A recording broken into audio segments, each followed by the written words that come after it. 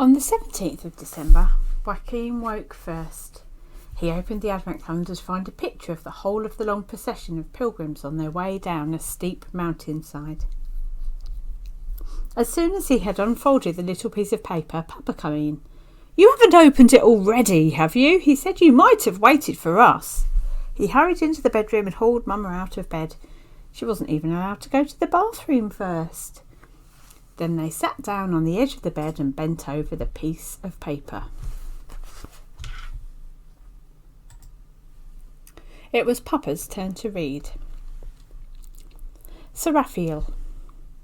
It was the very end of the 6th century. Across the Macedonian chain of mountains sped a long procession of pilgrims. Down on the bank of the river Axios, a sheep farmer raised his eyes to the mountains and saw the 7 sheep rolling down the mountainside like a pearl necklace. Around them fluttered a white bird. Behind the sheep came 4 men, one of them holding a shepherd's crook. Behind the 4 shepherds came even more people. The amazing sight lasted only for a second or two, then it was gone. The Greek sheep farmer stood rubbing his eyes, but then he remembered that his father had told him once of a similar vision many years ago, when he saw a mysterious company escorted by 2 angels. Long after the vision of the pilgrims' procession had gone, the sheep farmer realised that the white bird had not been a bird after all. He, too, had seen one of the angels of the Lord. The pilgrims followed the river down to where it ran out to the Thermaic Gulf in the Aegean Sea. Elizabeth had never seen such blue water. Ethereal pointed up at a mountain peak far away to the right of the gulf they were gazing at. "That's the peak of Mount Olympus. In the old days, the Greeks believed the gods lived there. They were called Zeus and Apollo, Athene and Aphrodite. But now angel time tells us 569 years have passed since the birth of Jesus. And there is no one who believes in the Greek gods anymore." "Do they believe in Jesus?" asked Elizabeth. The angel nodded. "But it's only a few years since the church closed the ancient school of philosophy in Athens. That was founded almost 1,000 years ago by a famous philosopher called Plato." "Why did they have to close the old school?" Ethereal said something that Elizabeth hid in her heart. "Many things have been done in the name of Jesus that heaven is not very happy about. Jesus wanted to talk to everyone. He never asked them to keep silent. Only a few years later, Paul came to Athens. He was the first great missionary for Christendom, and when he arrived in Athens, he wanted to talk to the Greek philosophers. He asked them to listen to the words of the Lord, but he wanted to hear what they thought as well. He couldn't say any more because Joshua struck the ground with his shepherd's crook and said, "To Bethlehem! To Bethlehem!" After a while, they came to a city which stood at the innermost point of the gulf. Ethereal said that the time was 551, that the city was called Thessalonica, and that the Romans had made it the capital of Macedonia. As early as 50 years after the birth of Jesus, Paul established a Christian community here. And we're still a long way from the Holy Land. Paul wrote 2 letters to the Christians in this city. We can read them to this day, for both those letters are in the Bible. Elizabeth thought about the angel's words. She would not have believed it possible to keep a few letters so long. They entered the city by the town gate. It was early in the morning and hardly a soul was to be seen in the streets. Ethereal pointed to the many churches and said that some of them were already several hundred years old. He stopped beside one of them and said, 1,500 years will pass and this church of St. George will still be standing here. Then they sped further east to another city. "This is Philippi," said Ethereal. "Here Paul made his first speech on European soil and established the first Christian community in Europe. In the Bible there is a letter he wrote to the Philippians when he was imprisoned for the sake of his faith." Ethereal pointed to an octagonal church. All of a sudden, one of the doors was opened from the inside.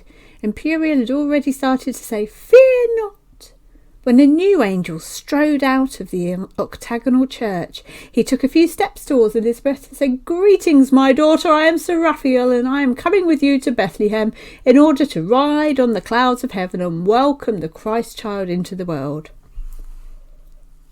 Joshua struck his shepherd's crook against the church wall. "To Bethlehem! To Bethlehem!" They set off along the old road between the Ionian Sea and Constantinople. Sir Raphael told them that the road was called Via Egnatia. As they ran, the angel Ephiriel said, "The time is 511 years after Christ, and we shall be in Constantinople before it's 500. Papa leafed through the atlas to see which way the pilgrims had gone. Here's the Macedonian mountain chain. Then they came down to the river Axios, that's here, and this is the Thermaic Gulf. When they're standing here, they can see Mount Olympus on their right. That's correct. Yes, it all tallies." He opened the second atlas, the one that showed how the countries of Europe had looked in the 6th century. "The Via Egnatia must be on this road," he said. "Here you see Thessalonica and Philippi." "Isn't there a map of Paul's missionary journeys?" Mama wanted to know. Papa turned the pages in the atlas over and over again.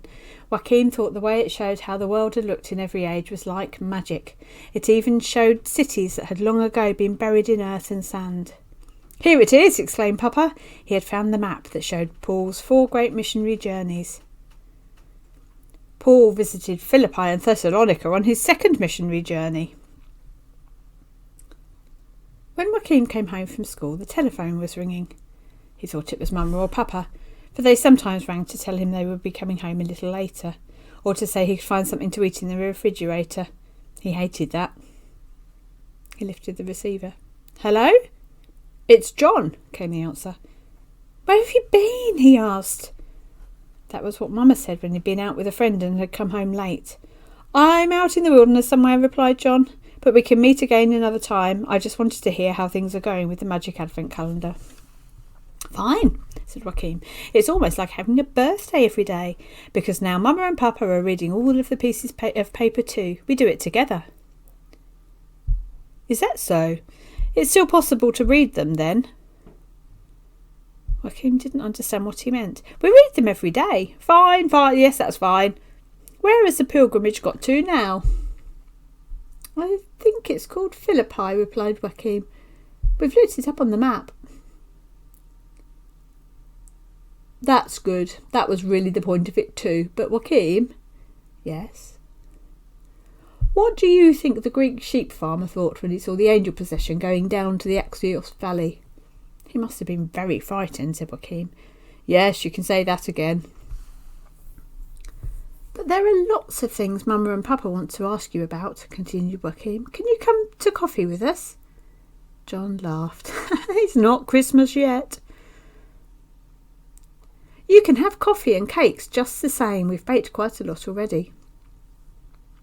He was suddenly afraid that John might stop talking, so he hurried to ask, "Are you sure the lady in the photo is called Elizabeth?"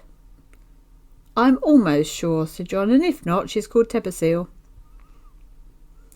Joachim thought of the strange advent calendar Quirinius had given Elizabeth and of what John had said when they went by the garden gate.